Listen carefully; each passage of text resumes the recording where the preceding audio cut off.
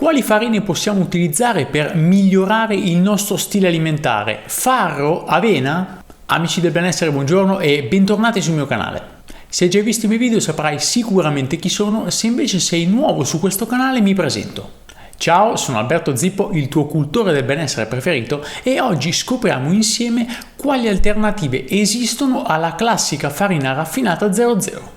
Ti consiglio di guardare il video fino alla fine se vuoi scoprire le farine più sane in commercio analizzando le loro principali caratteristiche. Inoltre, se hai piacere, iscriviti al canale così da non perderti i prossimi video che pubblicherò. Ora, bando alle ciance, volume a palla, partiamo!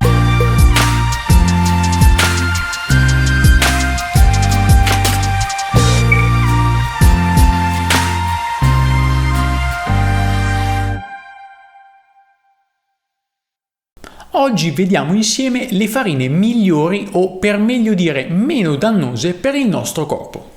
Ovviamente non parlerò di quella bianca raffinata che abbiamo già visto ampiamente in questo video che ti lascio qui sopra. Le farine non sono tutte uguali, ne esistono di raffinate, integrali, con o senza glutine, ognuna con un particolare bagaglio di sostanze nutritive. Prima di addentrarci nel variegato mondo delle farine alternative è importante chiarire un aspetto.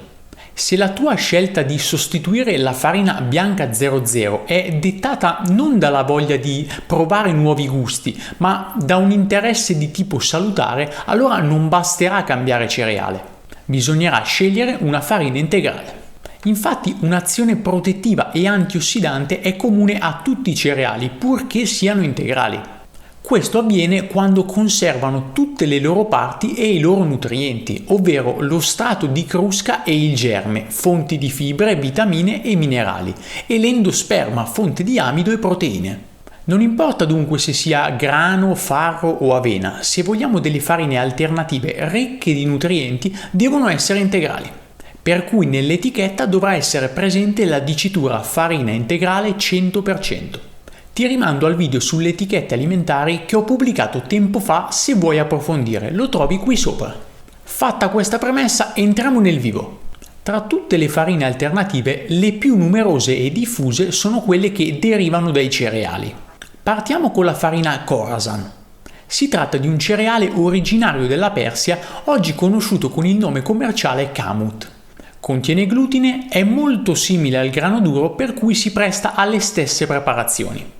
La varietà italiana chiamata Saragolla ha proprietà antiossidanti ed è meno tenace rispetto al grano, per cui risulta più facile da digerire. La seconda farina di oggi è la farina di riso integrale. Si tratta di una delle alternative gluten-free che vedremo oggi. Ottima fonte di fibre e antiossidanti, è ideale per la preparazione di dolci ma anche pasta e pane. La terza farina di oggi è la farina di teff. Ricca di vitamine del gruppo B e calcio, possiede un contenuto glicemico basso. Inoltre è ricca di fibre e compensa le carenze derivanti dall'anemia. La farina di teff, anch'essa priva di glutine, ha un sapore tendenzialmente dolce e può essere utilizzata per polpette, biscotti e anche pancakes. La quarta farina di oggi è la farina di mais. Ricca di carboidrati e carotenoidi, rientra tra le alternative gluten-free di oggi. Oltre che per la famosissima polenta, viene utilizzata soprattutto nella preparazione di tortillas e pancakes. La quinta farina di oggi è la farina di farro. Si può ottenere dal farro decorticato che mantiene intatto il pericarpo ricco di fibre o da farro perlato che cuoce prima ma conserva meno nutrienti. Il farro contiene glutine, è ricco di vitamine, soprattutto quelle del gruppo B, sali minerali ed è povero di grassi. È un cereale altamente digeribile dalle proprietà lassative, per questo si dice che sia utile in caso di stitichezza. La sesta farina di oggi è la farina di avena. Contiene fibre ed è particolarmente adatta nella preparazione di prodotti da forno e dolci secchi come biscotti. Se viene usata da sola non si presta bene a ricette che richiedono buone lievitazioni. È naturalmente priva di glutine, ma se si è alla ricerca di una farina 100% senza glutine è importante leggere l'etichetta, poiché l'avena è spesso contaminata durante la lavorazione.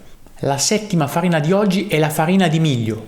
Ennesima alternativa gluten free di oggi, è ricca di minerali come magnesio, calcio e ferro.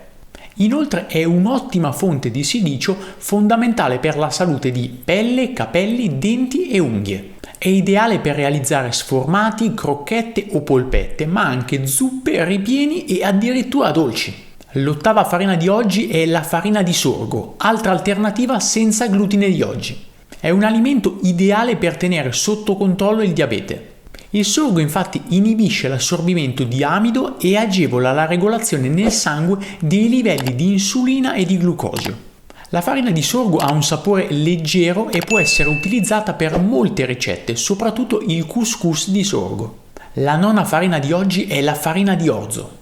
Cereale ricco di glutine e amido, crea una delle farine più adatte alla panificazione, usata soprattutto nella cucina vegana e macrobiotica. La farina integrale d'orzo possiede vitamine e sali minerali, in particolare il fosforo. La decima farina di oggi è la farina di grano saraceno.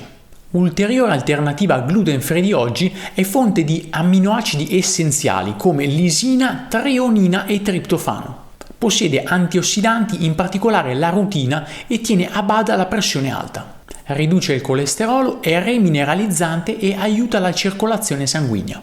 Famosa per i pizzoccheri, può essere utilizzata per molte ricette salate e dolci, come polpette e biscotti. Se le varianti con i cereali non mancano, esistono anche delle alternative a base di legumi o frutti, usate per molte preparazioni gustose. La prima alternativa è la farina di ceci. Questo legume possiede fibre, vitamine, sali minerali e carboidrati complessi. Solitamente i ceci destinati alla macinazione per la farina subiscono il classico processo di raffinazione. Esiste tuttavia una piccola produzione italiana destinata alla farina di ceci che segue per lo più il metodo biologico e macinato a pietra. La farina di ceci viene utilizzata soprattutto nella preparazione di ricette salate, molto diffuse in Liguria per farinate e focacce. La seconda alternativa è la farina di lupini. Da questi legumi si ottiene una delle farine alternative più versatili. È senza glutine e conserva le caratteristiche dei lupini, che sono ricchi di proteine, fibre, ferro, potassio e vitamina B1. Come ingrediente, la farina di lupini viene utilizzata soprattutto nella preparazione di focacce, torte salate e prodotti da forno. La terza alternativa è la farina di castagne. Deriva dalla macinazione di castagne essiccate ed è conosciuta anche come farina dolce. Le castagne hanno un elevato apporto calorico e sono fonte di carboidrati, amido, proteine e sali minerali. La farina che si ottiene è gluten free, adatta nella preparazione di dolci, spesso in abbinamento alla frutta secca, ma usata anche per fare la polenta e il castagnaccio. La quarta alternativa è la farina di mandorle. Ulteriore alternativa senza glutine è tra le farine alternative più utilizzate nella preparazione di dolci. La farina di mandorle è incredibilmente nutriente e ricca di grassi sani, vitamina E, fibre e magnesio. Viene utilizzata appunto nella preparazione dei dolci, in particolare di torte e biscotti. Voglio concludere la puntata di oggi con le farine alternative che derivano dai semi delle piante. La prima alternativa di questo elenco è la farina di quinoa.